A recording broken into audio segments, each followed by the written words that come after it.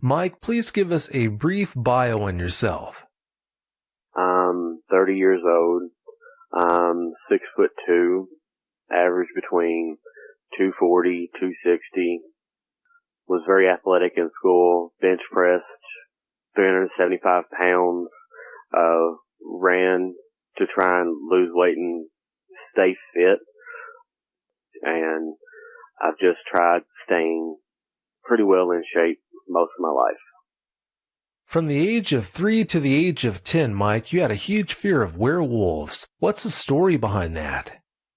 Well, when I was 3, my parents, for some reason, I guess I was asleep and woke up in the midst of it all, thought that watching Silver Bullet would be an amazing thing that night.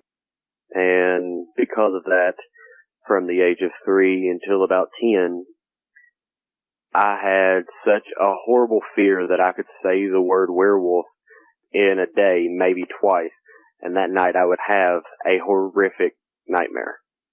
But on top of the fear of it, it also fascinated me by werewolves. Yeah, they are a fascinating but terrifying topic. There's no denying that.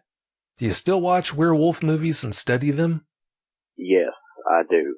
Actually, the way I thought of it was to be terrified of something is to understand its weaknesses. Because if you take something that's so powerful and you find out what its weakness is, it kind of takes the power away from what you're scared of. That's a good point. Since you had your encounter, you've been dealing with some serious anxiety issues. Please tell us about them. Well, any time I go outside after dark to take the trash out or just to help my wife and little girl inside, I'll keep my head down and just do what I'm doing and act like nothing's wrong. But the entire time I am outside, I make sure I'm listening at all times for anything. I just stay nervous most of the time when it's dark out, unless I'm in a very well-lit area or in town. After you have an experience like that, it's only natural to fear the dark and have trouble doing things outside like that, especially after dark. From what I understand, through your life, you've had several paranormal experiences, but your dogman encounter scared you more than any of those other experiences. Please tell us more about that. I have lived in a house that was accompanied by 3 ghosts, and it was me and 2 roommates. And we knew they were ghosts for the simple fact that electronics that were plugged into the same thing or off the same power cord would actually, if he was watching a movie, the TV would get turned off while the movie still went on. TV was brand new. Or a game would go off while you was playing it and the TV would stay on. We had a touch light that you had to tap to actually get it to brighten up. Anytime you would say that you needed to find something, the light without being touched would go out. There were times that we would hear glasses break or plates break or something being thrown across the room. And when we was on the other side of the house, when we came in, there was no sign of anything broken anywhere. And the third ghost was a little girl with long black hair in a black dress that always stood in the corner where the washer and dryer went. And every time that you'd walk through, she would stand there and you'd see her out of the corner of your eye. When you went to look at her, she would disappear into the wall. We found out later that that house was 150 feet away from a graveyard. And 2 years after that, we found the graveyard, and that land was actually where Indians were buried, Indian burial ground. So a lot of goodness there, and that compared nothing to the encounter. Well, those sound like some awfully creepy experiences to me. If they don't compare to the dogman encounter, then that says a lot. A few nights before you had your encounter, you noticed something strange in the area where you lived. What was so strange that night? Where it happened, there were a lot of dogs, and it's in Kentucky, so you are always surrounded by the woods. So you always hear everything. Growing up in Kentucky, you hear what's in the woods. You hear frogs, insects, everything. And the weird thing is, when you go outside, no matter what time of year it is, you will always hear something. But when it is so deathly silent that when you walk, your footsteps feel like they echo, that is so unnerving. That would be awfully creepy. Before you tell us about your encounter, please tell us about the area where it happened. At the time, I was living in an apartment complex, and you would turn off the 4-lane onto the road where the apartment complex would be. And it was about 20 buildings, front and back apartments, bottom and top stairs. And they maybe had anywhere from 15 to 25 feet apart. And they were all in the same area and conjoined by 2 giant parking lots that were well lit. And you would leave them, go up the road, and there were houses pretty close together. Right after you left the parking lot on your right, there was a house that said where actually a police officer lived, and they had a pit bull they called Thor that was 180 pounds. Would always bark, was always tied up so he couldn't get loose or anything, but he would always bark. And then you had a family across the road from them, and then you'd go up a ways, and there was a creek beside the road. You could take another road, and that would be farther up into another ending of the road. But if you kept straight, that's where I would always go. And it would go all the way paved until so far, and then it would turn to gravel. Well, right before it turned to gravel, on the left, there was a house there that an old man lived at, and he had died about 7 years ago. And he had an open field property where just his house sat, and it was flat land, and then at the back of it, it would go into the woods. Given all around where there were houses, within 20 to 30 feet from the house was surrounded by woods. There was a bridge that went to that house, and there was a flood, and it broke the bridge off and washed it away. So it left about a 7-foot gap between the road and that property. You would walk up farther, and after that house, maybe 150 feet, lived my aunt. And then after that, some more open field.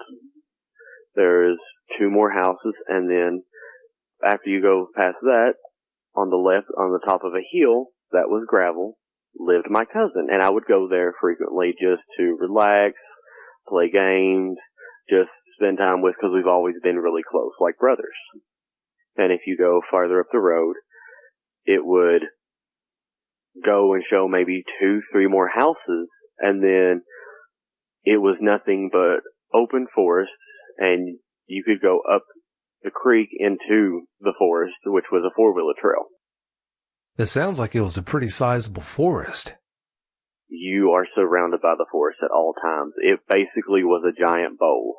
In the middle was all the houses on the flat land, and then when the hills came in was the forest. And walking beside the abandoned house on your right, when you're right in front of the abandoned house, well, right after you pass the abandoned house going up the road, on the right was where they had literally cut the mountain in half to where they just put the road through. So there was about a 15 to 20 foot tall rock wall that was just flat all the way down until it went back to where it was just forest again. But at the top of the rock wall was nothing but wooded area. Yeah, it sure sounds to me like a perfect area for dogmen. All right, Mike, please tell us about your encounter. Give us every last detail that comes to mind. Well, I would normally leave my cousin's house between anywhere from 11:30 to 2 o'clock in the morning, because from where I lived to his house was an easy 20-minute walk. 20 minutes shouldn't be that bad. And when I was walking down his gravel hill, to my left at one of the houses at the end of the holler, there was a dog, and it sounded like it was going crazy. Like, this wasn't a bark like, oh, I know you're there, something like that, towards me. It was barking at something like it was terrified. And then it just stopped. And I brushed it off thinking, well, maybe it's just thinking, oh, well, I'm walking on gravel, it can hear me, it's just probably saying, get away from my territory. Didn't think anything of it. But once the dog stopped barking, it was dead silent. And on all through this, it was extremely foggy out to where I had maybe a 20 to 25 visibility range. It was so thick a fog, and the wind was blowing, not extremely hard, but enough to where it would mix the fog up, but not blow it away. So it was a little bit of a colder night. It was in the middle of September when this happened. So I walked down my cousin's hill, and I started walking on the road. And there are street lights on this road, one at my cousin's house, and then you go 200 feet, and you see another one at my aunt's house. Then you go maybe 100 to 150 more feet, and there's another one. And after that, there's one maybe every 50 to 75 feet where you get in the apartment complex area. So I was walking, and it was so silent I could hear my footsteps echoing. I kept on looking around because I just felt like something was wrong. It didn't feel right. It just felt something wasn't right in the air. And I just started going, didn't think anything of it. It was like, well, I'll be home in maybe 10 minutes, no problem. I got to the open field beside of the abandoned house, and I heard this deep, just god-awful, just low growl. And I looked to my right, and in the middle of that open field, the grass had grown up, and it was dying out because of the cold weather, and I saw two glowing amber yellow eyes staring at me. And I could see the silhouette of a dog's head. But the thing that worried me was the body it was attached to was laying in the field. And all I seen was this giant black mass, and I thought it was a bear. But I couldn't really understand at that time why there could be a dog this big. And I just kept on staring, and then on the rock wall to my left, 15 to 20 feet up, something moved and knocked down 2 to 3 rocks. And these weren't pebbles or something from something small. These rocks were smaller than a bowling ball, but bigger than a softball. Like something wanted my attention to go away. And when I heard them slam down, they were 2 feet away from me. And I looked, and it was, if that, of 2 seconds. And I looked back, and the eyes were gone. There was nothing in the field. And it literally shook my soul for something that big to move and me not hear one thing. I always carry a pocket knife with me. And I had it in my pocket. I got it out, held it in my hand, opened it up, and started walking faster. Well, this dog at the officer's house that was barking all the time, this huge, massive pit bull was in its house, softly whimpering, like it didn't want anything to know it was there. And in this fog, I could hear footsteps. And they were really heavy. And they were moving from side to side around me. And from the rocks falling, I knew there had to be more than one. It's not just a coincidence for that to happen. There had to be more than one. And they would always stay outside of my visual sight in the fog, but I could hear them circling, going back and forth across the road. I walked faster and faster until I got in the parking lot. And then when I kept on going and I seen the building that I lived in, I started to go into a jog. I knew that if I ran, that was the end. That was it. You don't run from predators. So I was jogging, and I know, yeah, that seems like running, but I don't know if I was jogging or literally running for my life. When I got to the door, I heard the growl again. The building that I lived in was up on a hill looking over at the road, maybe a 10-foot hill.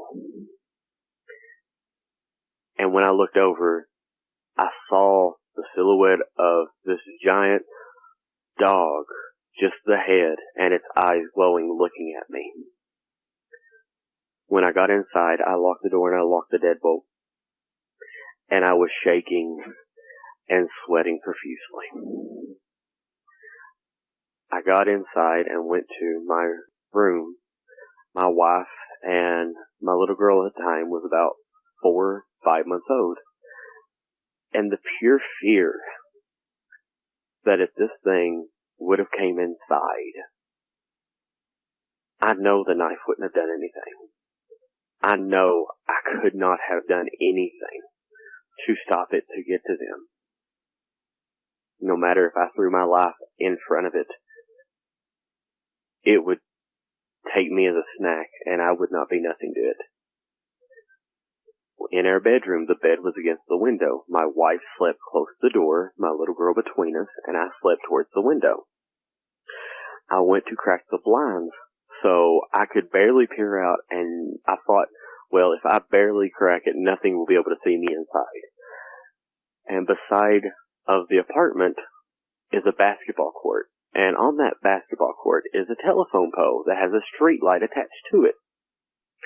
When I looked outside, it was under the light, staring at me with its glowing amber eyes, and I knew that it could see me with everything. It was standing on 2 legs, and just standing so casual, but the look in its eyes were so cold and so dead. I just froze and took every aspect I could. It felt like an eternity staring this thing down, when I know it was maybe 2 seconds. And then it went to all fours and ran up the hill into the woods. That had to be awfully hard to deal with. What time of night was it when you left your cousin's house? That night I'd left around 1:20 to 1:30 in the morning. Okay, so it was pretty late.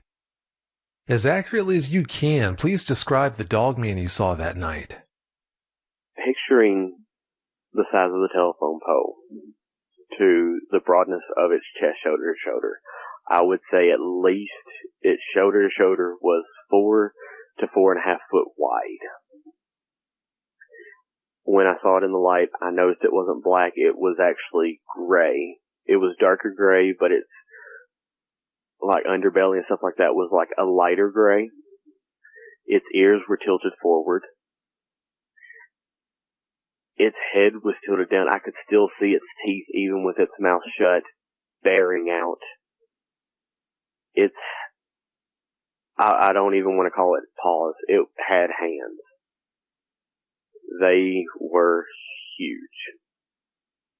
And I want to say that it was easily 8 foot to 8.5 foot tall.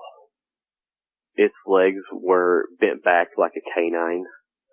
They were very muscular at the top, at the thigh, and then bent back like a dog's would. It was extremely muscular in the arms and the chest. Had a really thick, strong neck, and you could just see this huge muzzle on it. Did you notice whether it seemed to have an expression on its face or not? The expression it had when looking at me just told me that it let me live that night. It played with me. And I know there was more than one, but they played with me all the way to my door. And they let me live. If they didn't want me to live that night, I would not be here. It was like, I let you live tonight. Before we spoke, did you have trouble seeing what happened for what it really was? In other words, did you spend too much time looking at what happened that night as being a case where you got away from the dog man, or did you see it for what it was, the fact that the dog man or dog men let you get away? After it happened, I didn't tell anybody about it. I tried to just black it out, because the look in its eyes were cold and dead, like it had no remorse. It decided if I lived or died that night. I didn't. It could have ripped me apart in seconds. And knowing there is more than one, I know that me being as big as I am, there was nothing in this world I could have done. That's right, there isn't anything you could have done. What characteristic about that dog man disturbed you most? Was it the eyes? The eyes disturbed me, but what really disturbed me the most was something that big moving out of the field without making a sound. I didn't hear it get up. I didn't hear it run away. It was 2 seconds. I looked away and looked back, and this giant, massive thing that I saw in the field, laying there, was gone without a trace. It is awfully disturbing to think that something that big can be so silent. How far was it from where you first saw that dog man to your home?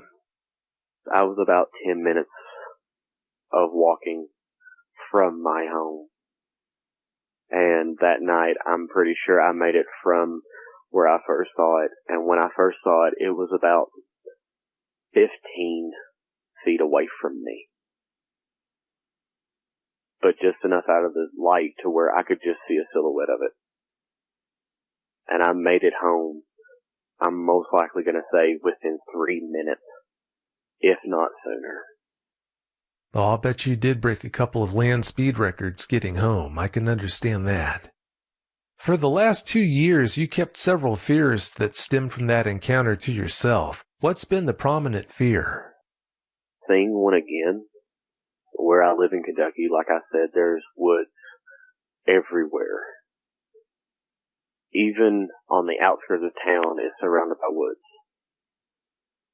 It's a big town, but still, for it to literally go from civilization to you can walk off the main road onto a mountain and nobody even know you're there is what scares me, because you don't know if you're going to see another one, and you don't know if you're literally going to be able to make it and they're going to let you by again. That is a pretty disturbing thought. You said you waited to tell anyone about that encounter. Who was the first person you told about it? My cousin that I went to his house. How'd he respond when you told him? I told him he's going to think I'm crazy, and I told him just to bear with me, and I told him that I saw a dog man, and for some reason, without any questions to it or anything, he was like, okay, I believe you. So that gives me the worries of he's either seen one or he just understands that there's things around his house that he just doesn't want to talk about. Yeah, there's every chance he did see a dogman out there. It's hard to know. How long did you wait to tell him about it? That happened 2 years ago in 2015, and I told him 2 weeks ago, and it is 2017. It sounds to me like you two are pretty close. Why do you wait so long to tell him about it? Because whenever you see something like this, you always worry, no matter what you see, no matter how much you want to warn people. You worry about them ridiculing you for making a hoax up or trying to just scare people or lying. And you always have that fear of people laughing at you or calling you crazy for what you saw and for what you want to warn people about.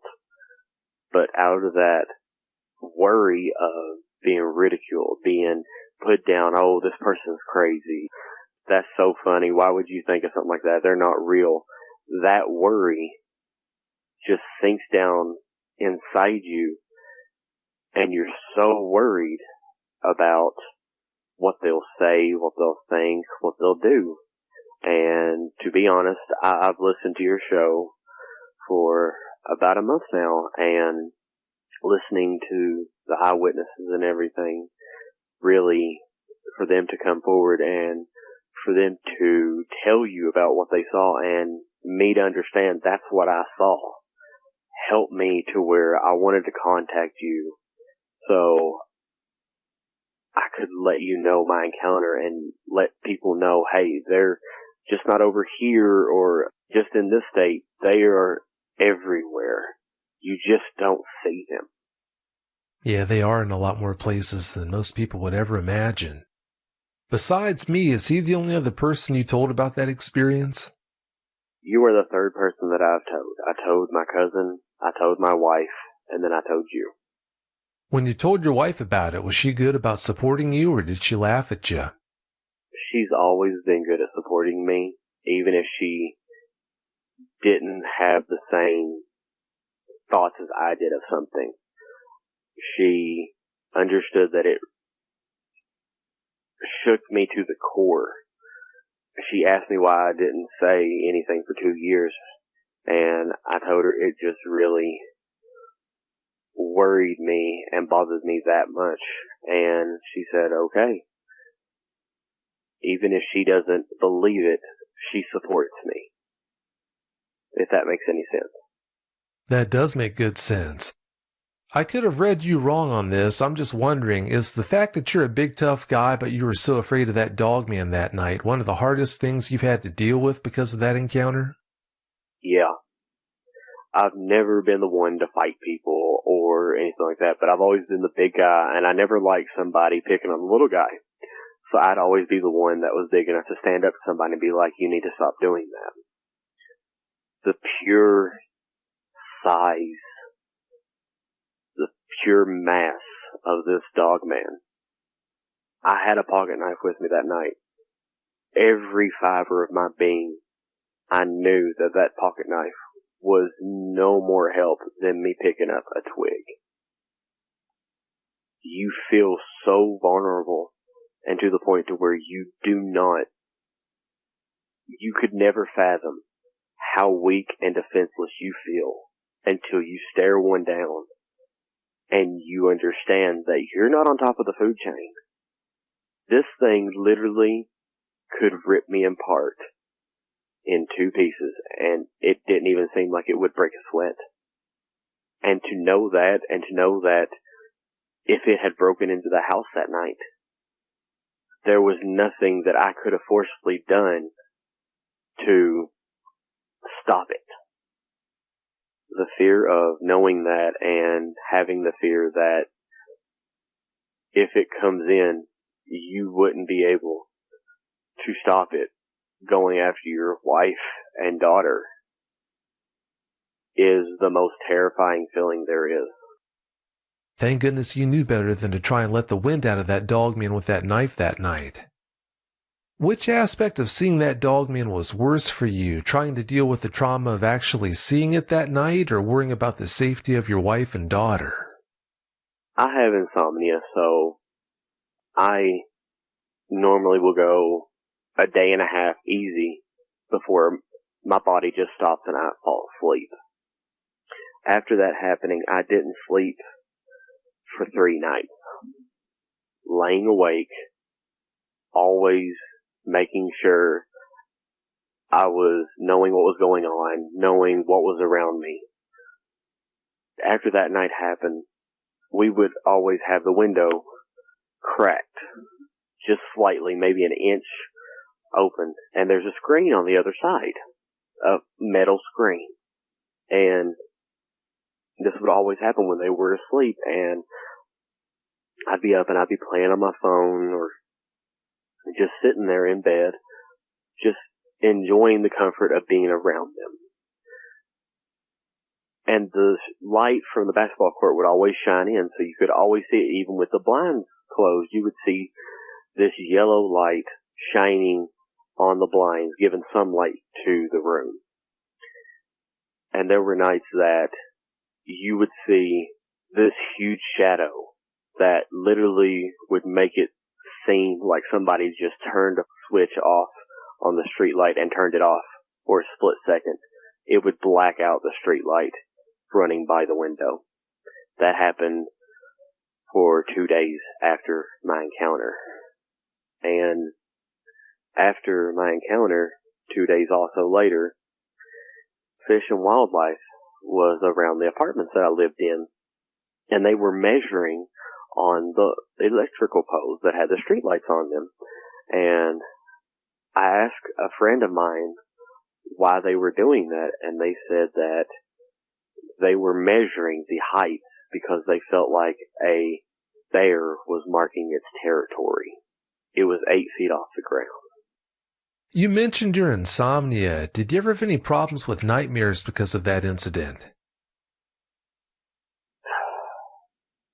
Yes. For about 3 to 4 months after it happened, I would have nightmares of reenactment of that night and what could have happened. There was always the nightmares of the what if. Like, what if it broke in?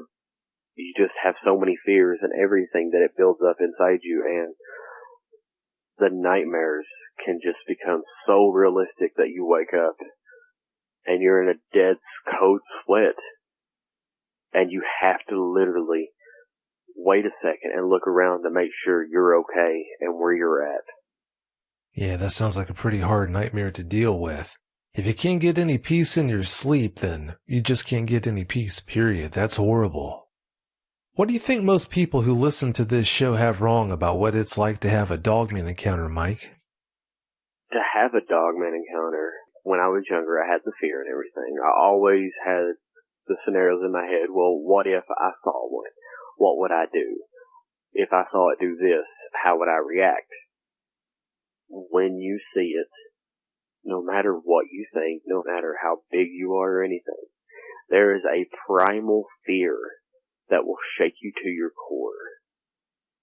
And every thought you have just stops, and your instincts start to take over and tell you that you are in grave danger. You're not in control of any situation when a dogman is involved. You are the prey. Yeah, when they're around, you definitely are if they want you to be the prey. You saw that dogman from 15 feet away. What do you think when you hear about people who actively go into areas where they know dogmen are, looking to have an encounter with one? You always think that it's not as bad as what people say. You always think, well, if we have guns or we go with our friends, it will be alright. But the thing from my encounter that I can tell you is this. No matter how big and bad you think you are, no matter how many friends you have with you or the firearms, the thing is this, if you take your friends with you and you encounter a dogman, if you escape from this and they don't, their life was in your hands and you brought them to that area. That is nothing that anybody should have on their hands or have to live with for the rest of their lives. These things are real. They could rip you apart within seconds, and there is nothing in this world you could do about it. No matter how fast you are, no matter how strong you are, they are the dominant one between you and them when that encounter happens. You raised some good points. Yeah, when you're in their presence, there's no denying the fact that they're in control of the situation. If you walk out of there alive, it's because they let you. You told me in the pre-interview that even though it was really windy that night that you had that encounter, there was still a lot of fog. Did you find that strange at the time? I did, because even though the wind was blowing, it was enough to swirl the fog up and mix the fog up, but wouldn't blow the fog away.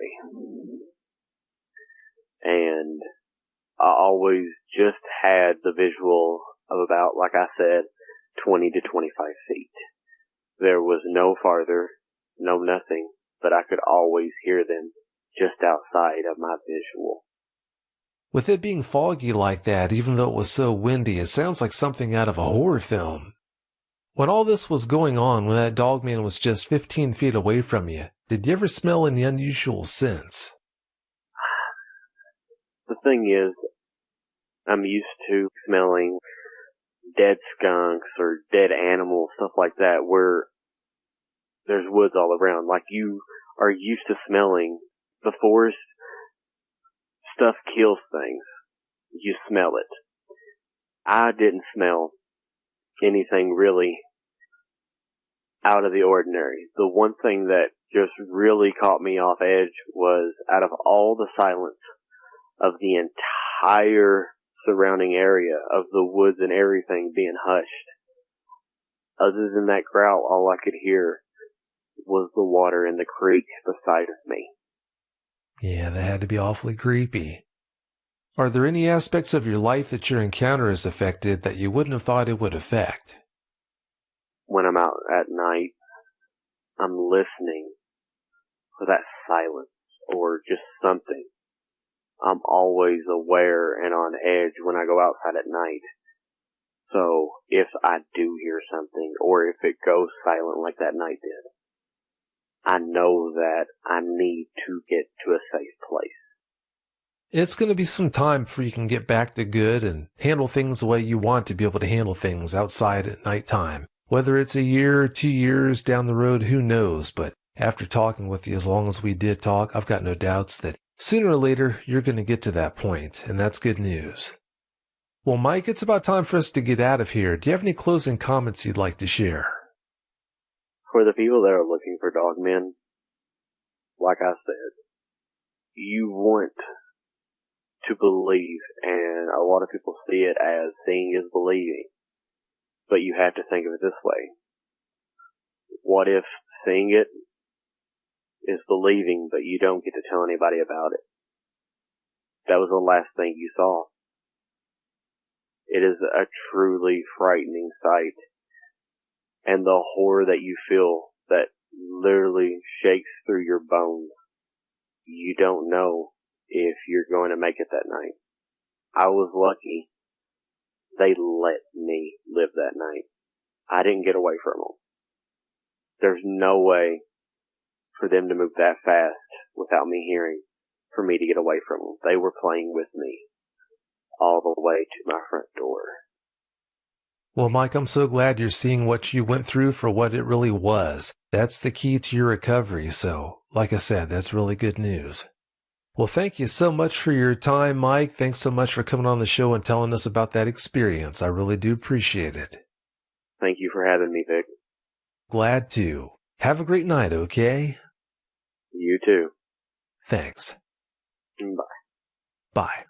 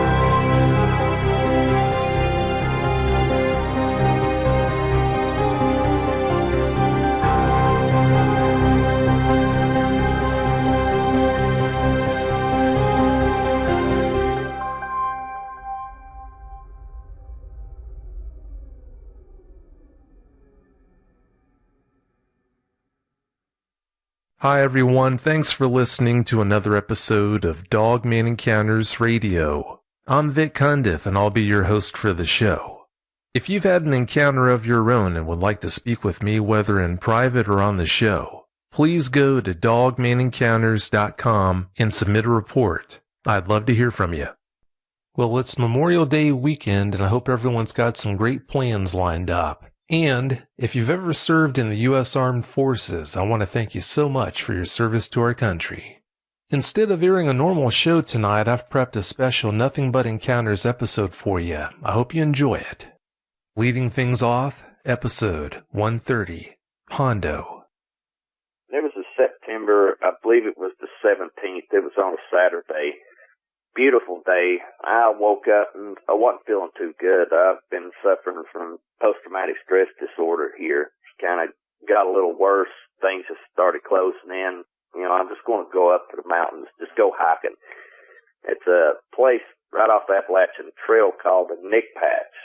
All it is, it's just a little flat place right there, and you're surrounded by mountains. It's got a little rocky outcrop, and I decided to just hike up there. You know, it's 5-6 miles right off of Highway 91 there.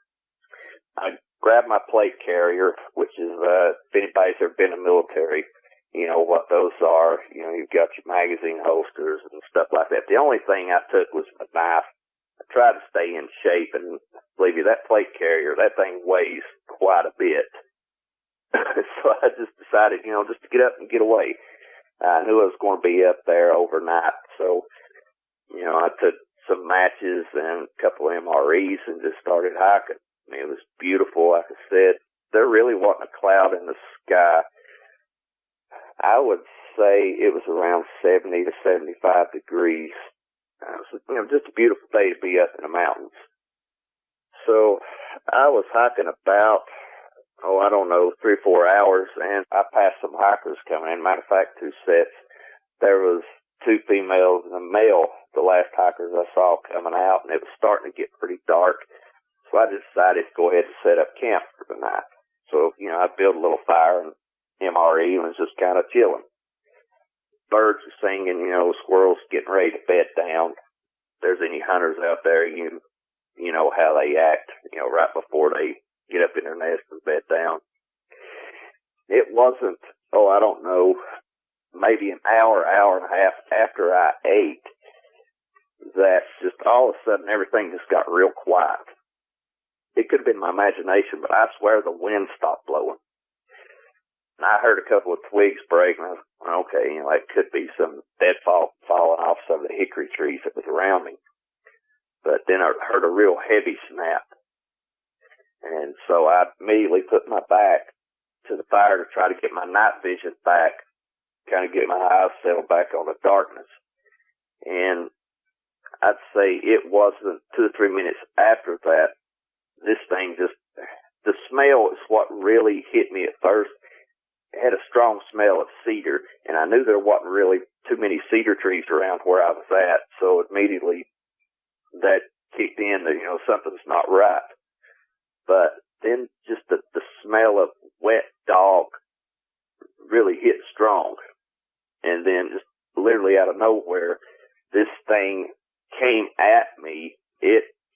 The first time it came, it stopped as soon as I drew my knife. I looked down, and I swear I believe it knew exactly what a knife was. I rolled up on the balls of my feet to get a good stance to where I could move, you know, kind of like a linebacker does. That's the first thing they teach us in Special Forces when it comes to knife fighting. I thought it was a bear at first, but when it stood up, I knew something wasn't right. It didn't have the back legs of a bear, and when I got a real good look at the head, I tell you, I almost passed out. It scared the hell out of me. This thing had a head like a wolf, the hind legs of a dog. Then it's when I started noticing the hands. They had like raccoon hands with, I would say, 1.5 to 2 inch claws, maybe. But as soon as I drew my bolo knife, which is this little Filipino-style fighting knife, it backed up on 2 legs and stayed in the shadows, and it just let out a growl that felt like it was going through my soul. I've never heard anything like that before in my life. And I just felt like I was surrounded by pure evil. It scared me bad. I'm not one to get, easily frightened. I mean, every operation I was on, I was always scared, but never on the verge of losing control like I was here. I mean, it was an extremely scary situation, and it was definitely life-threatening. I believe this thing come out to kill me. There's not a doubt in my mind. But the way, the intelligence of this thing, which is absolutely off the charts, it would use noise and light discipline. How it would try to come in and outflank me. I would be looking in one direction, and you really couldn't hear it until it come out and charged me again. I mean, this thing charged me on and off through the night. It's really terrifying. I mean, I'm starting to get chills thinking about it now, especially just having a knife. I would have felt a little better if I had a handgun with me, but not a lot. I mean, this thing really took a lot out of me. It's really that frightening because I've never seen anything like this before. But after a few times of it charging, it knew that I wasn't going to be too easy a prey, I don't think. It's kind of why it hung back in the thicket and used kind of some huge rock formations that's up there, natural rock formations. You'd see it every now and then get on top of that, sit there and look. And it did this, I want to say, for at least a couple hours. It would move in, it would move to the side, and then try to come at me again. Now, the closest it got, I'm wanting to say maybe 15 to 20 meters, which is way too close for me. Like I said, I've never experienced anything like this.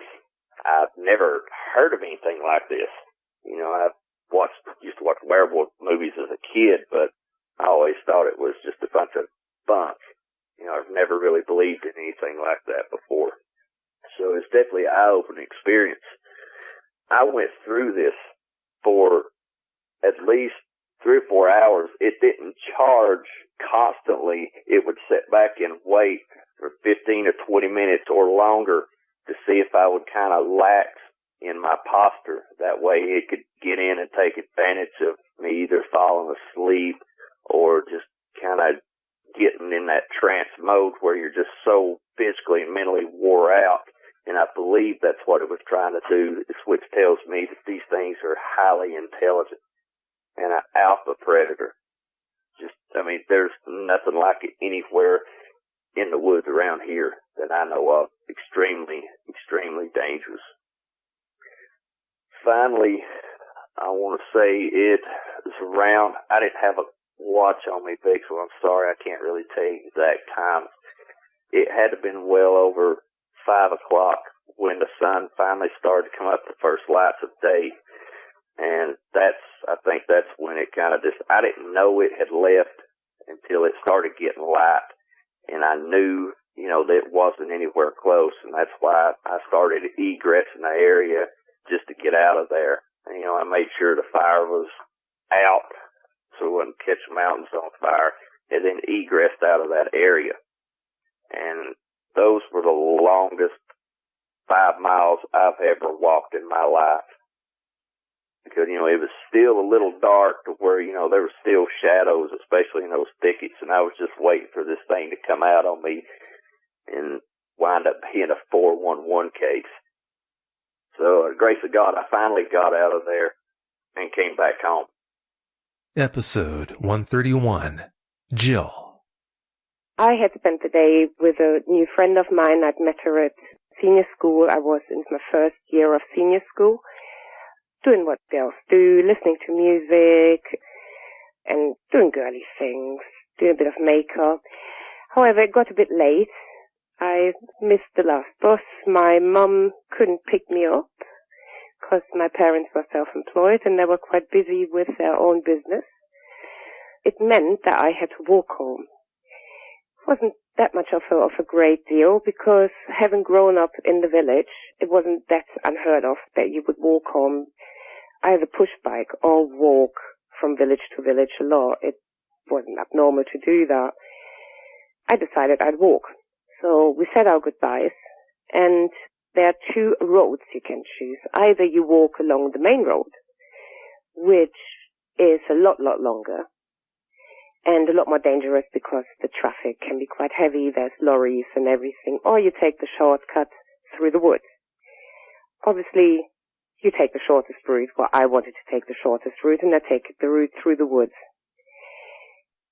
It was about 6 o'clock at night, or afternoon, evening, and it was starting to get dark. Now, the village roads, or the sort of rural roads in Germany, you need to imagine they're not necessarily all lit. Only parts where their houses are lit. The parts through the woods and past fields and meadows and whatever, you don't really have street lights. But then again, you're used to it, you just go on, and it wasn't completely dark yet. So I thought, oh, okay, just carry on. If you run half of the way, you make it home in good time. So started walking, the houses stopped, fields started, eventually the woods started, street lights were gone.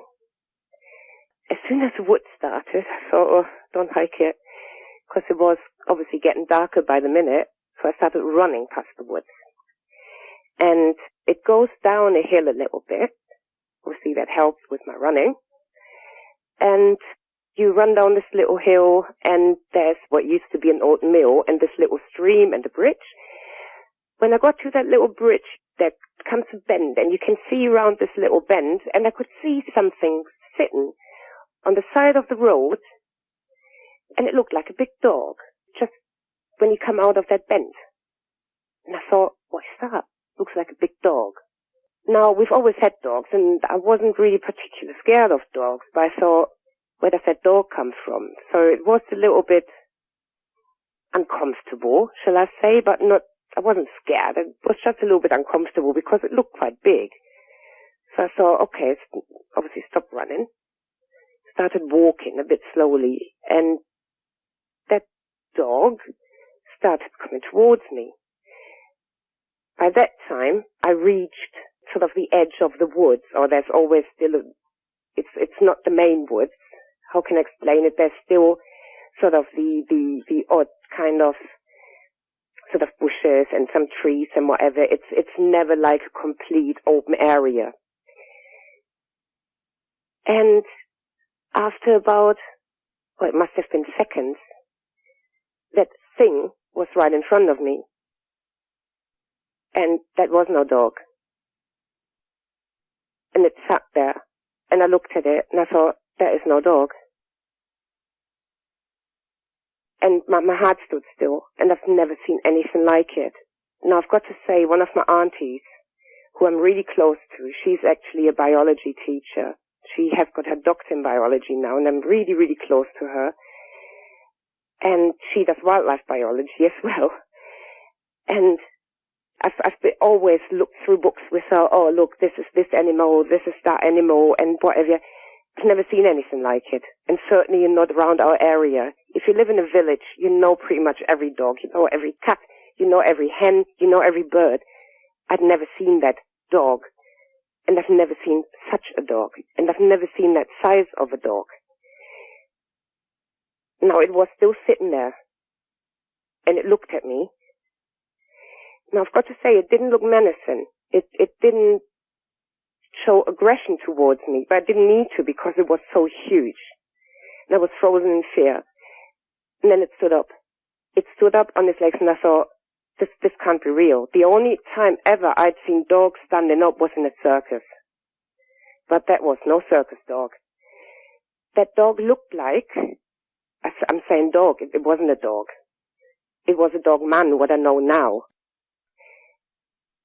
It was the perfect mixture between a Doberman and a black wolf.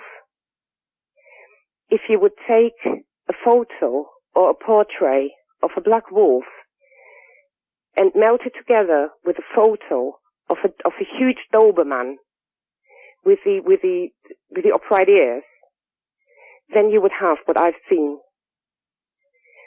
The face was quite, the fur on the face was quite smooth or smoothish. The ears were upright and quite large. The teeth were huge and quite sturdy, quite big. Although I only seen, it didn't growl at me, but I could sort of, because it was sniffing me. And in the process of sniffing, it would sort of, how would you explain it? It would lift its upper lip. Is it a lip? Would sort of lift it a bit. The eyes. Now the eyes was when you take a bit of amber and you show a light through that piece of orange amber. It was almost like somebody wrote, and I thought, it was breathing. I could see it breathing. I could see it moving its nose. It was nobody playing a trick on me. It was huge. It was over 6 foot. It was towering over me. It had paws, but his front paws weren't paws. It was a mix between a paw and a hand with claws. That's why when it was sitting there, I thought there's something not right about this picture. But when it stood up and I actually looked at it, and I thought, this is not a dog's paw. This is a hand. This is not a hand. This is a paw. You know, I was completely confused and started sniffing me. I was so scared. My life flashed in front of my eyes. I was so scared, and I'm so embarrassed to say it. I wet myself. I was 11 years old, and I wet my pants. And I thought, I'm going to die. And I thought, I'm going to die. And then I noticed that dog man looked over my shoulder all the time towards the bushes. I thought, why is it looking there? And I thought, and I managed, I dared to look over my right shoulder as well. And there was another one behind me. I thought, that's it. I was definitely going to die. That dog man behind me was even taller. That thing in front of me kept sniffing. That thing behind me was staring, and I thought, I just put my hand in front of my eyes, and I thought, I'm going to die. And then I remembered, I thought, I'm so scared, I'm going to die. What am I going to do? What am I going to do? And all I could remember, all of a sudden, was what my nanny said, when you're scared, start singing. So I was standing there with my wet trousers, that thing in front of me, staring at me, sniffing me, that knowing that thing behind me, I thought, that's going to bite me in the neck in a minute, or bite me in the back, or I thought, that's it. That's really it. And, you know, when you so, I could just cry. The tears were streaming from my face. It was horrible. It was so horrible. And I thought, I'm going to die here. It was, and even, now the memories come back. I even remember what the weather was like. It was damp. And it was getting more and more dark. It was damp. The street was slightly wet. It was nightmarish. Absolutely nightmarish. Anyway, I put my hands in front of my face and I started singing, like my nanny taught me. I can't remember what I was singing. And it doesn't matter what I was singing. I just put my hands in front of my face and I started singing loud. I was singing my heart out. I was standing there, tears streaming down my face with my wet trousers, and I was singing. I was standing on the side of the road with that thing in front of me, with that other monster behind me, and I was singing. And I thought, I was just waiting. I was waiting for the pain. I was waiting for it to come behind me, to bite me, to kill me, to eat me. But it didn't happen. It did not happen. It didn't bite me. It didn't kill me. And after some time, I don't know how long I was standing there, singing, I dared to look, and they were gone. They were gone. I looked behind me, they were gone. And I ran. I ran so fast. I ran. It was, all of a sudden I could run. I didn't even scream. I didn't waste my time screaming. I just ran. I ran home. I was in such shock. I was just, I made my wet clothes disappear. Was standing in the shower, just carried on crying. I didn't see my parents because they were still at work. And I just went to bed and cried myself to sleep. That was it. Episode 133, Dave Leidy. That whole area of the country, I guess it's pretty unique in its own way. The northeast portion of PA, we're not talking all the way up to the top of the state, but just where the Appalachians come in. So you have the river, the Delaware River's there, and all the lowlands that come up to the river.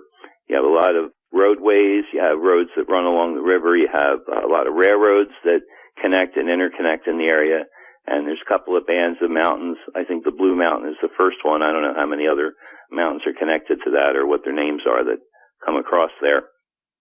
So there's a lot of different kinds of topography where you have the swampy lands, you have lowlands, and you have hills, and you have foothills, and then there's mountains and anything else you can think of all kind of rolled into one. We were up and down the Delaware River. We were along the canal. We were pretty much lost in the woods a lot of the time, and that was mainly because we had to do a lot of traveling between the outlying towns and look for places that weren't posted. I really didn't want to trespass if I could help it. Guys around there had no problem firing shotguns full of rock salt, and I definitely wanted to avoid that. So the first day, we followed some tips from the eyewitnesses and his friends. And so, again, like I said, to take a closer look, I grabbed my friend Doug to come with me. Doug's an Army veteran with combat experience, and he has been asking to tag along with me for a long time. So we brought our usual gear and loadout. We had 45 each, and this time I brought a metal detector. I never brought a metal detector before, but I figured, what the heck. We, of course, let people know where we were going and the general area we were going to be in, what time we were expected back. Nice to know that somebody knows we're out there. And that was it. It was still early December. The weather was pretty good. It was kind of cold, but pretty dry. And there was still a lot of leaves on the trees. So the two of us checked out the Hexenkamp area, but we didn't really find anything besides squirrels. We walked and drove all over the roads, railroads, woods, and trails all the way around that area. From that hill by the Delaware to the Delaware Canal woods, we went through Easton and we checked out the Martins Creek area and above that. Then we stayed the night at a friend's house in Belvedere. And the next morning we went to the Bangor area and we headed north again. We had been parking the truck and hiking into mostly park areas all over the place.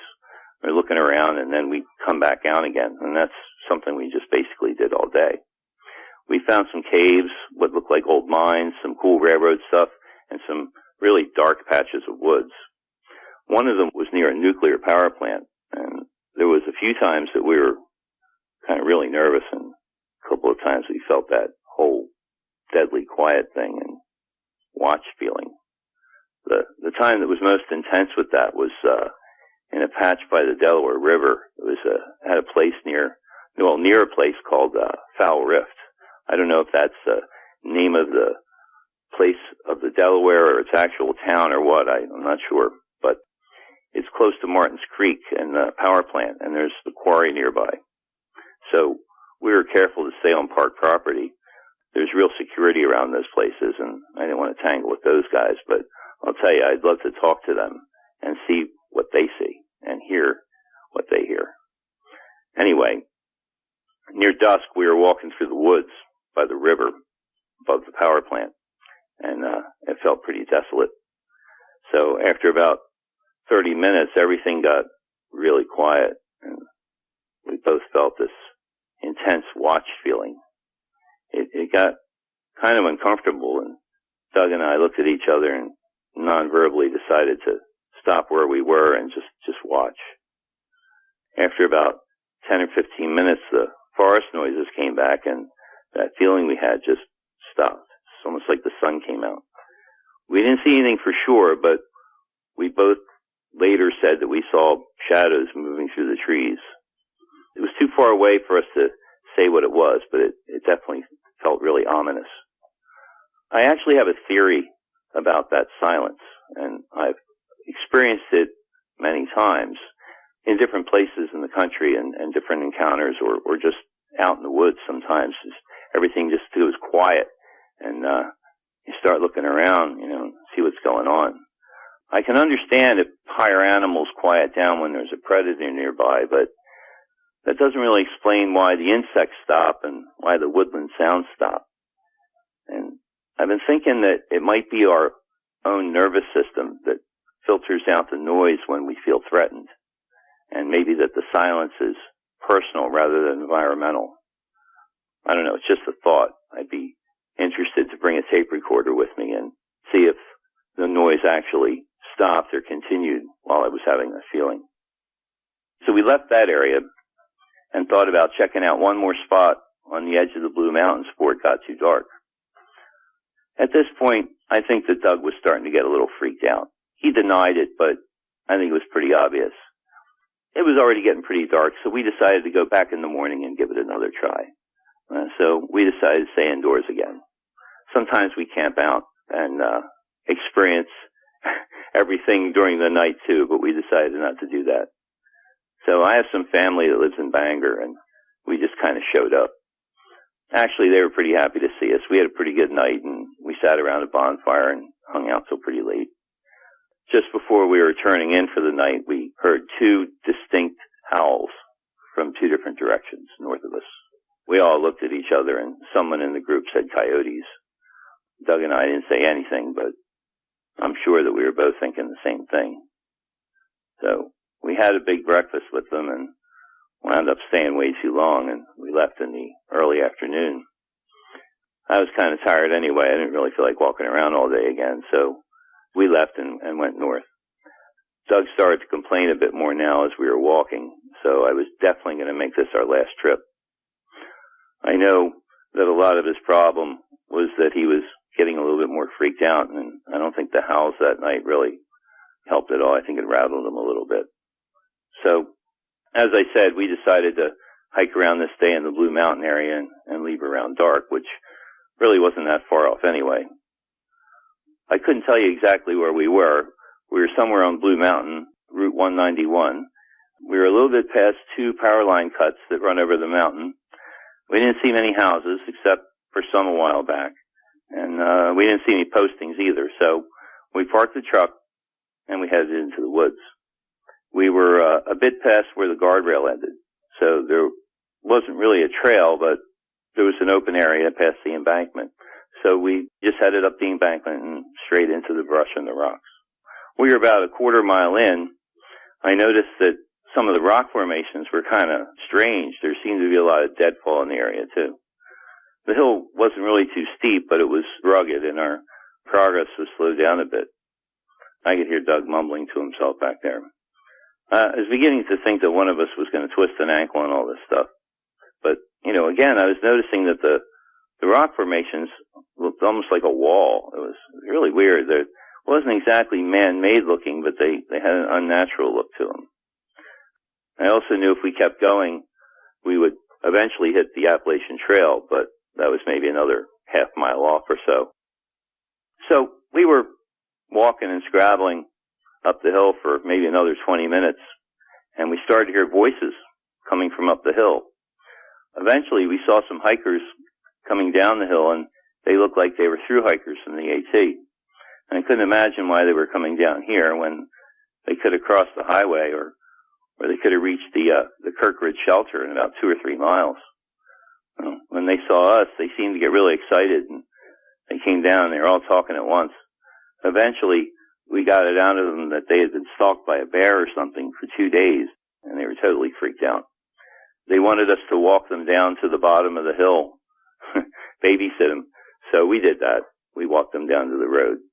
And I was walking next to a guy named Chris that seemed to be in much better physical shape than I was.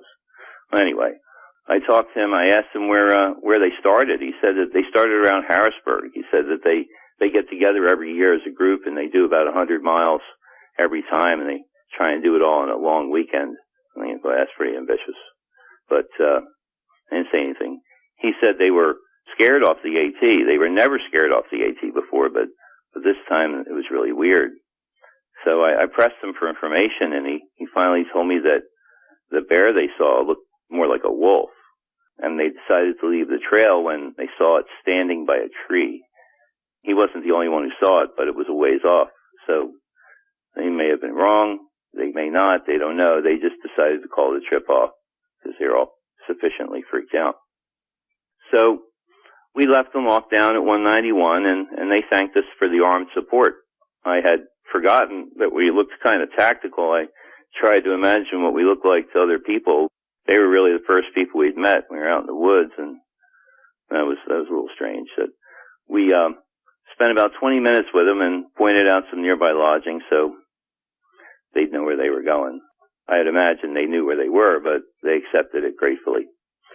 So we started walking back up the hill, and Chris asked me why we want to go back up, where they just warned us not to go. And we just kind of shrugged and told them it was okay. We were just looking around. They obviously thought we were nuts, but we all went our separate ways. So we started back up the way we came, and Doug asked me what I thought about their story. And I said it sounded like we were on the right track, and either that or they were seeing things. He said he didn't like it, and he was kind of irritable about it, but he eventually shut up. So we took the same route that we did before, as you could see the ground where our previous steps had been. We had gotten about a half a mile up after about 20 or 30 minutes. I was looking around at the rock formations again, and I was just about to say something about it when suddenly, like thunder, Doug fires off 2 rounds from behind me. And I'm thinking, what? And I look back to see what the heck he's doing, and I see that he's in a flat-out dead run down the hill. And I look back uphill, and then I see why. Coming out of the trees is what looks like a large dog, but it wasn't. My first and lasting impression is that he was a young one, maybe a juvenile. He came out from behind the right side of the rocks and was just standing there on 2 legs. I definitely saw movement behind and to the right of him, but I wasn't sure what it was. I was just kind of shocked. He was light gray with kind of darker streaks, and I don't think he was any more than 4.5, 5 feet tall. I'm 6'4", about 240 pounds. He was uphill. I could tell that he was a lot shorter than me, and maybe our weight was about the same. I'd say he was about 35 yards away.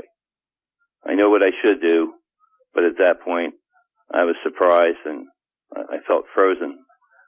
A lot of things go through your mind in about half a second, and what seems like forever. And the space of probably about half a second, I dropped everything that was in my hands, and I did the worst thing that I could possibly do, and I ran like crazy back down the hill after Doug. I didn't even think about my gear. I didn't even think about drawing my gun. I just didn't think. As I'm running, of course, I knew I should have probably stood my ground, but Doug was running, and a switch in my brain just did the same thing. I couldn't see him real well. I couldn't see him at all, actually, but I could hear him crashing down in front of me. The hill was covered with dead fallen rocks, but I was running downhill over it all as if it wasn't even there, like it was a flat, level football field. At first, I couldn't hear anything behind me, but then I heard some branches breaking back there, and I kept thinking that his mama was chasing me down the hill. I could see the road, and I thought if we could get to the road and the truck, we'd be okay. So I reached the tree line, jumped down the embankment onto the road, peed myself, and just kept going, ignoring the pain in my knees. I saw that Doug was already on the other side of the truck and yelling something at me. There were no cars, and I ran to the truck door and fumbled with the door. It finally opened, and we jumped in, and I grabbed for the door. At this point, I looked over at the woods and saw that the dogman had just reached the embankment right above the road, and just then went from like all fours to standing upright. As long as I live, I don't think that there will be anything scarier to see than a dogman standing there on 2 legs in all his glory. I mean, I've been through some crazy stuff in and out of civilian life, but there is nothing more terrifying to me than a dogman. He was definitely the same light-colored guy that I saw before, and actually pretty short. He had that same German Shepherd head, amber yellow eyes, long arms, short tail, and he was standing on 2 legs. He's kind of hunched over. His mouth was slightly open, and I could see his teeth and his fangs. And he was pretty muscular for his size, definitely solid looking. It was a little strange, though, because he really didn't seem to be focused on us. He was kind of looking from side to side. At that moment, a red SUV with bikes on the roof came around the corner and screeched to a halt. I could see the people inside freaking out as they all looked at each other. And the SUV backed up and spun around and took off in that classic wheel-smoking TV turn that we always see. Just then, another truck came the other way. It was some kind of official truck or maybe a forest vehicle. It was white with a big blue stripe on the side, lettering on the door, had a bank of lights on the roof, and something in the bed. He screeched to a halt, and then those two faced off. And I could see the guy with his arms wrapped around the steering wheel and his mouth wide open. I thought this was probably a good time to get out of there, but I didn't want to make any noise. I knew that starting the diesel would be really loud. So the official, or whatever he was, decided at that moment to flip his lights on. They were orange and white. They seemed to be pretty bright, probably LEDs. Well, it seemed to be the right move. And two things happened at that exact moment. As soon as the lights came on, we heard a very loud but relatively short howl coming from up the hill. It was like a coughing bark howl. I can't really describe it. But maybe he was leaving already.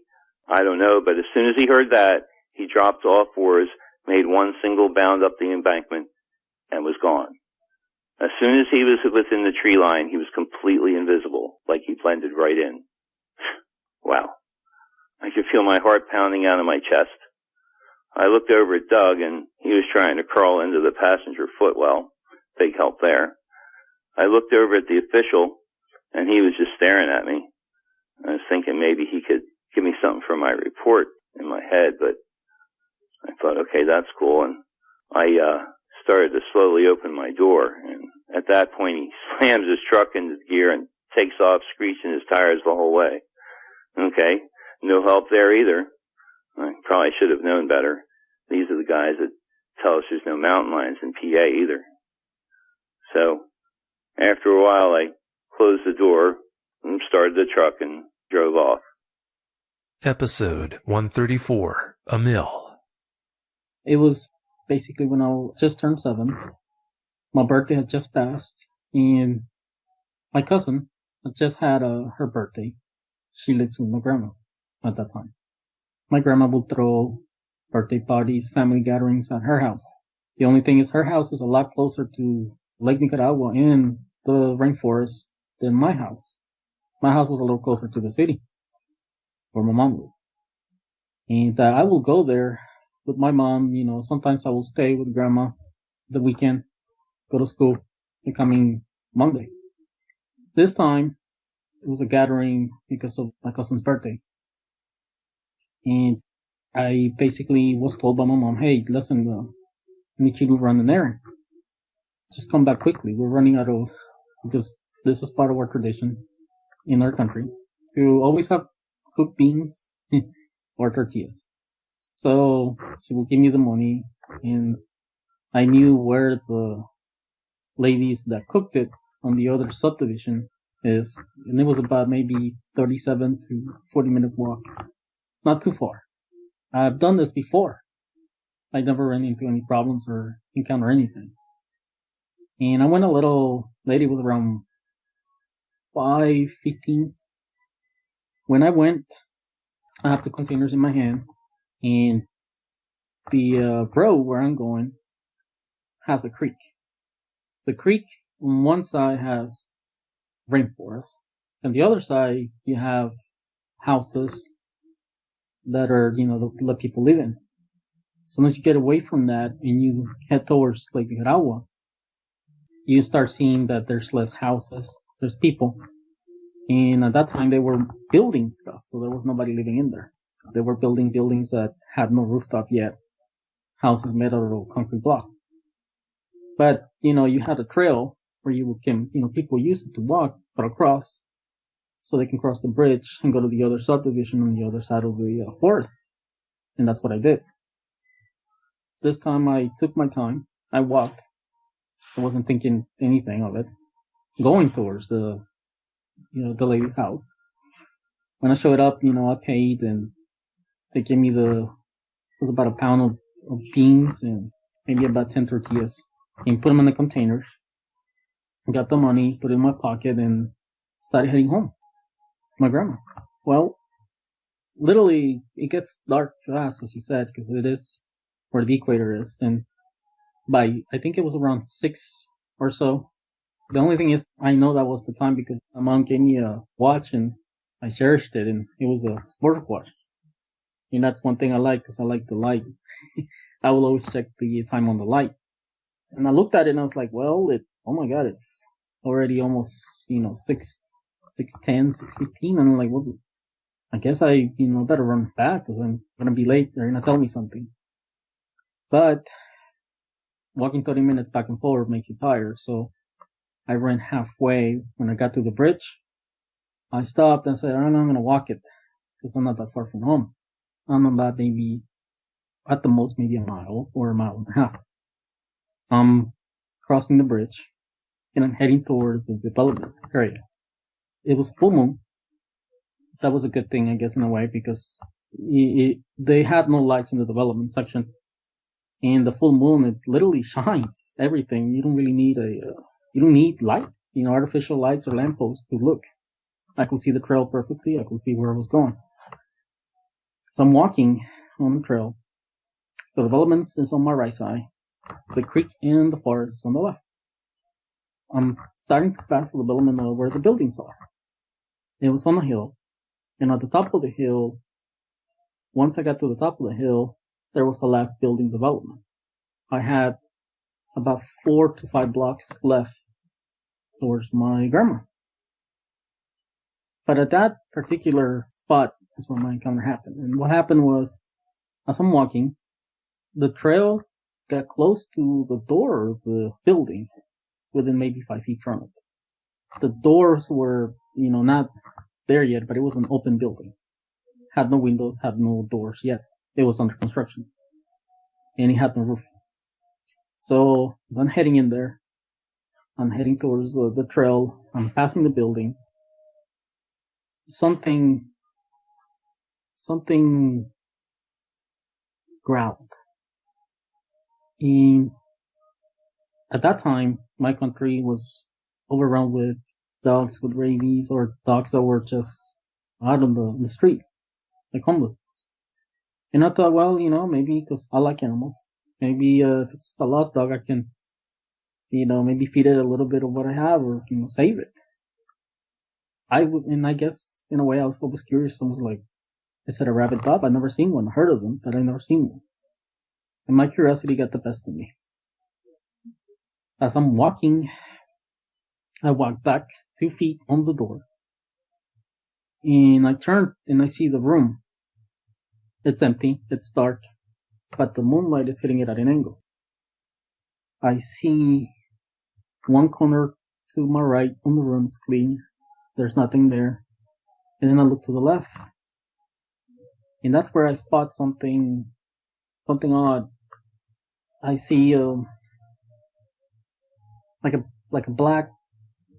jet black, or darker than dark, big shadow, crouched. As soon as I'm looking at that, immediately my brain is like, well, that's definitely not a dog, but what is that? I stood there, and I started noticing it moving up and coming up.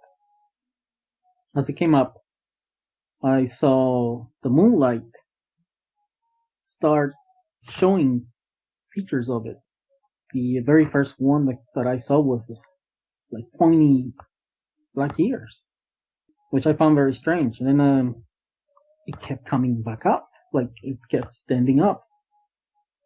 And I was like, well, how big is this thing? This thing just kept getting up, higher, or I guess I will say taller. 7 years old, I'm maybe 4'5", 4 feet 5 inches. I was not that big. Maybe 4 feet 7, the most. Looking at this thing, I started to get a weird feeling. I'm like, I don't know what I'm looking at. Finally, it starts to move its, I'm not going to say they're hands. They look like hands, but with claws. They were real big. But not claws that are curved. It was just more longer. And the whole thing was black. Jet black hair. As it goes up, the moonlight starts showing me the facial features of it. I start seeing a snout. And I start seeing what looked like, like what you will see on a wolf, canine. Suddenly I'm like, whoa. A wolf does not do that. A dog doesn't do that. And it hit me. There's only one thing this can be. I'm looking at a monster. And I think the thing that crossed my mind then is like, well, now I'm in trouble. I'm in danger. What do I do? My mind is taking time to process it. It's taking about 3 to 5 seconds to process this was a monster. Well, to me, as a kid. I'm thinking this in my head. When I realized that it was a monster, I made one mistake. It had not known that I was there, because it was still facing away from me. But as soon as I realized what it was, I gasped. And that's when, my world came, to a halt, because I knew that I shouldn't have gasped, because I know that I gasped loud enough that it hurt me. And it did. It slowly started to growl more, and it slowly started to turn towards me. And I start seeing these eyes that I didn't quite see a pupil, but all I saw was like a yellowish amber, and it was just creepy looking, as if it was soulless. And the growl, once it hit me, I felt it, vibrating through my whole body. It made me shocked with fear. And I think at that time, my brain was like, you're in the door. If it's gonna come, you need to get out of the way. I couldn't go to the right because that's going back towards more down the development and more wood. And I need to head home. And at this point, the only option I have is turn back to where I was going, which was home. But this time, I thank my lucky stars that I did not stay there, shocked with fright, and that I actually decided to run. Like there was no tomorrow. I ran as fast as I could towards home, screaming. And I was crying and screaming at the same time. It was a rough experience because I ran almost 5 blocks nonstop. And my grandma had her door open. They always do because they're always in the living room. And they were just getting ready for their body and they were just waiting on me. I ran into my grandma's house. I ran past my mom, past my grandma, my aunt and uncle, and my cousin. And I ran to the kitchen. Because the thought on my mind was like, this thing is behind me. And the only thing I can think of as a weapon were my grandma's kitchen knives. I know it sounds kind of crazy, but that's the only thing that, in my little head that I thought, hey, this is the only thing I got. And I thought I have to protect my mom and myself and my family. So I sat down the containers on the kitchen, went straight for both steak knives, and pretty big, and I held them up and I said, it's coming, I'm ready. My family was in shock. They'd never seen me act like this. And they told my mom, he's still as a ghost, what's wrong with him? My mom took me to my grandma's room to talk to me, what's going on? I told her I saw a monster. And It was not that far away from here, and I thought it was coming after me. He told me, "Don't worry, you're safe." After that, I used to be very jolly before this encounter. Very outgoing. I will go out with my cousins. I will go out with my, uncle. We will run forest. We will go catch snakes, stuff like that. But after this happened to me, I couldn't do that anymore. I just couldn't do it. I was more, I guess, reserved, more introvert.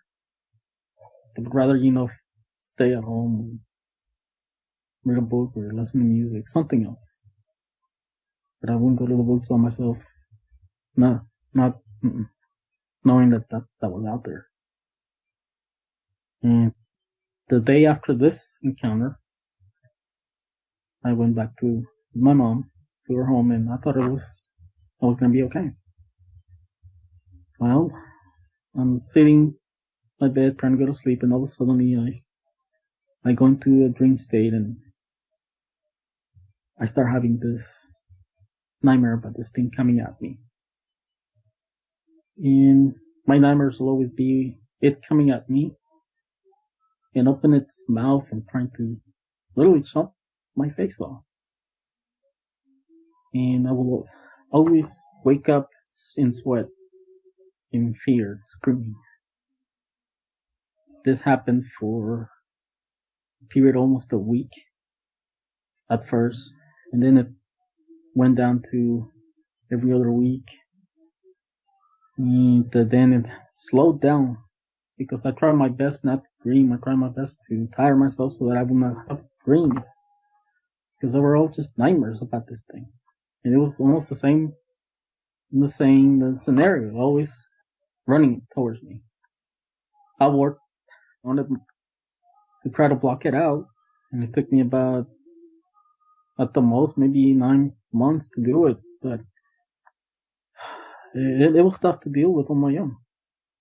I reached out to my best friend who lived next door. She's a girl my age. And it was disappointing because instead of getting the support that I thought I was going to get from my best friend, all I got was, "You have an overactive imagination." That's what she told me. I couldn't get mad at her because I understand, she's never gone through it, but I was expecting more. And now, when I was 11, my mom, my stepdad, met, and he was a citizen from here, and they arranged it so that we could come to the U.S. I came here, I was 11 and a half, and started my life here. I thought in my head that I was away from where the monsters are in our country, because I heard, and I looked at it in my school in Nicaragua. A lot of it's in their folklore, it's in their history. And I thought, well, I've left my country, I left I'm sure here in the U.S. there are no monsters. But to my unpleasant surprise, slowly I began to hear about Michigan wolfmen or dogmen. And then as I started reading more, I looked at this website, Dogman Encounters, and decided to reach out to Vic, and he's been very helpful. He's helped me look at it in a way that I never did, and I'm grateful for it. And it's a good service he's giving to people like us that had this experience, because nobody seems to understand unless they go through it. But that's where I am now. That's basically what happened. Episode 138, J. This was in the beginning of April 2010, so it was early spring. We had been living on the ranch. We'd been brought in there while I was in school at the university. We'd been brought in by the family that owned the ranch. They brought us in to kind of keep an eye on the place. They had problems with poachers and other things like this. And it was a big ranch. That was their method of, I guess, maintaining the place. They only gave the house people that were either law enforcement or people that were in the military or had been prior in the military and had security experience. So the couple that were living in the ranch house prior to us had moved out. It would have been a deputy sheriff and his wife, who was in medical school. They did move from the ranch. So we had moved in there, been living there maybe a little over a month, and everything was going fine. We would walk my wife's dog. It was a Schnauzer little dog. I couldn't just let it out the door because there were coyotes out there, bobcats. There's lots of hogs, things like this. And this is a small dog that's going to run off. So we had to keep him on a leash. And every evening after dinner, before we went to bed, I would take the dog, put him on a leash, and I'd walk him along the cattle fence right in front of our house, maybe 25 feet from the house, and just walk him along the fence line and let him do his business, and we would come back inside. So that is where we had our encounter. We'd been eating dinner and walked out the front door. I believe I was in front of my wife. Matter of fact, I know I was, but we did let the screen door slam. I was real good about that, so I made the noise usually scare off, anything that might otherwise attack you out of fear, bobcats, stuff like that. I made the loud noise usually to scare that kind of stuff off. So we did slam the screen door. We're coming down the steps, and my wife was behind me. We got up to the fence line.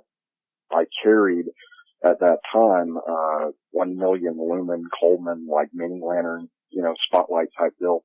I carried it and used it while I was walking the dog, just checking the woods, keep an eye out for anything.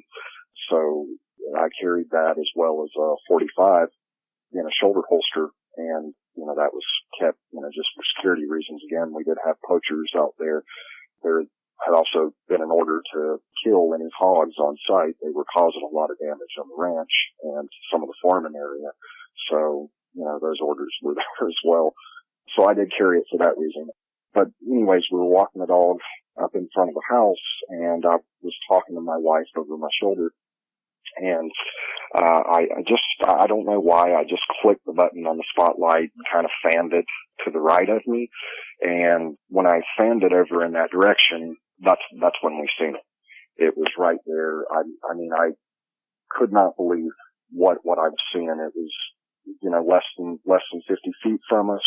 It was standing by the large oak tree and the flower bed that sat on the right side of the house over there.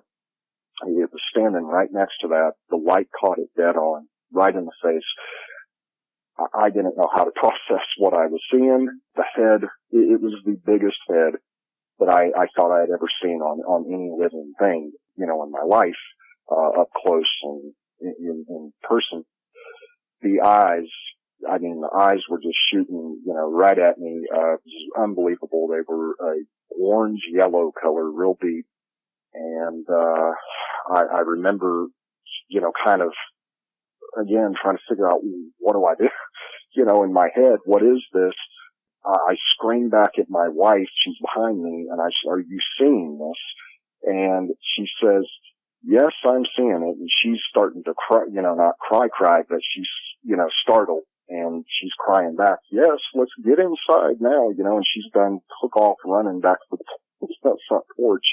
And I'm backing up, but I'm keeping the light on it while I'm backing up with the dog, trying to get back to the porch. Going for the 45, that didn't even cross my mind. This thing was so big that the last thing I was thinking about at that point was my ability to shoot it. It was so close. I didn't think I could have got the 45 out, in time to shoot the thing anyways. And as I just knew, keep the light on it, back up. I'm terrified at what I'm seeing. And as I'm backing up, the thing starts, this is what scared me to death. The thing crouches down on two legs. As big as it was, crouches down, and it's focused right on me the whole time. So I finally get to the porch. I slam the screen door, lock it, not that it would have done any good. My wife's already inside. I get inside and I start screaming at her. I turn off all of the lights. The house we lived in was an antique farmhouse that had been put on that property 30 years before, I don't know. and it had been renovated. That was part of the deal when we moved in, is we couldn't add anything or do anything inside the house because it wasn't antique. All the glass was antique, which was bad because the glass is paper thin, but I believe we counted 16 windows in the house. So, when you're living out on a ranch and there's nobody around you for several miles, you just got woods, you don't really care about your privacy too much. But for this evening, it was really scary because the whole house was just ringed in windows. And it was these flimsy, antique windows. There were no blinds to pull, no drapes, no nothing.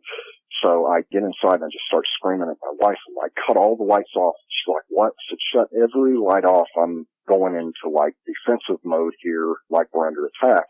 And I start panicking a little, but try to keep myself calm. And we start flipping the lights on. I screamed at my wife. I said, get the floodlights in the back, get them cut on. We had a total of 8 floodlights that ringed the house. There were 2 floodlights on each corner of the home, and they were 150 watts. So we had her cut on the back floodlights. So I cut on the floodlights in the front. And at that point, I'm trying to fumble around in the dark, just clicking the trigger on the light, trying to get to my shotgun and get my M4 type AR-15 out, and I'm trying to get them loaded.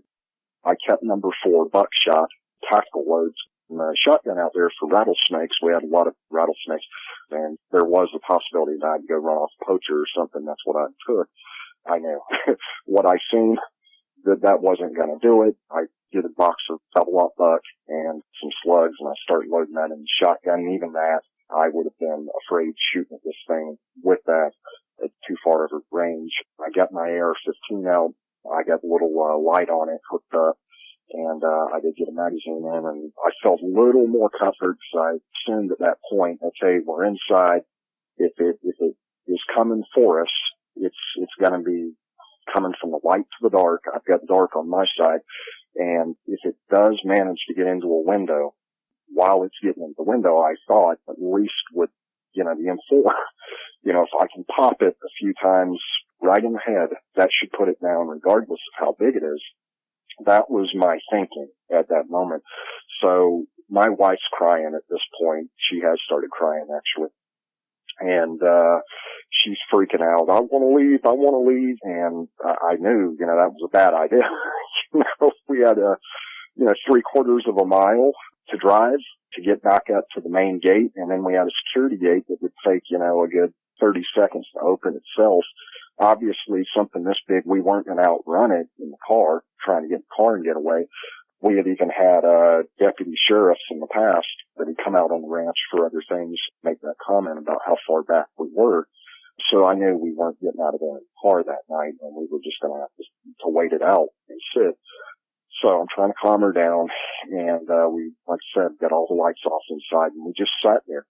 We knew where it was standing. It had been standing over at that large oak tree, and I believe that it had been watching us that evening through that window, eating dinner. It knew, it knew we were coming outside. It heard us. It wasn't afraid. It didn't try to run off. It had actually been standing there watching us. So anyways, we sat there in the dark for the rest of the evening, and we did not, or I didn't feel comfortable until the sun started coming up a little after 5 in the morning. Once lights started breaking, I waited until I could see well enough out there, and I went back out on the porch and started looking around. I wanted to see if I could, I could see the thing still there. Obviously, at this point, it was gone. But it was a long night. That went from, probably 9:30, 10 o'clock till after 5 a.m. the next morning. So, it was a long night of sitting there. You know this thing's out there and you can't see it. It was an experience that really did change me. Well, that was our last episode for the night. Have a great night, everyone, and a great weekend. I'll catch you next week. Thanks for listening.